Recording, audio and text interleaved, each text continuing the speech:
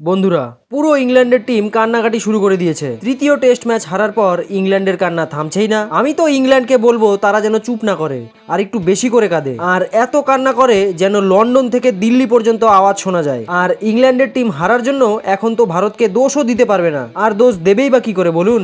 এবারে test match তো 2 দিনেও শেষ হয়ে যায়নি। যেই পিচে ভারতের 22 বছরের ছেলে এসএসপি জয়সওয়াল ডবল সেঞ্চুরি ঠুকে দিচ্ছে, সেই পিচে ইংল্যান্ডের পুরো টিম মিলে অনেক মুশকিলে 100 রান পার করছে। তাহলে বুঝতে পেরেছেন তো ইংল্যান্ডের কি অবস্থা হয়েছে।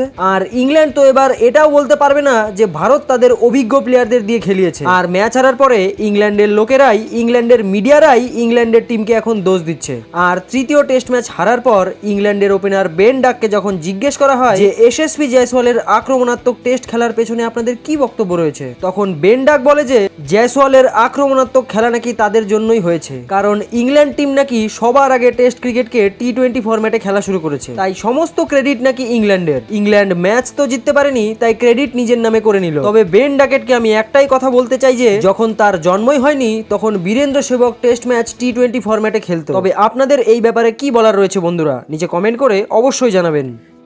স্পোর্টস জগতের সব রকম ছোট বড় নিউজ পাওয়ার জন্য আমাদের চ্যানেলটিকে সাবস্ক্রাইব করুন এবং পাশে থাকা বেল আইকনটি দাবাতে একদম ভুলবেন না। এই চ্যানেলে স্পোর্টস জগতের সমস্ত রকম খবর পাবেন সবার আগে।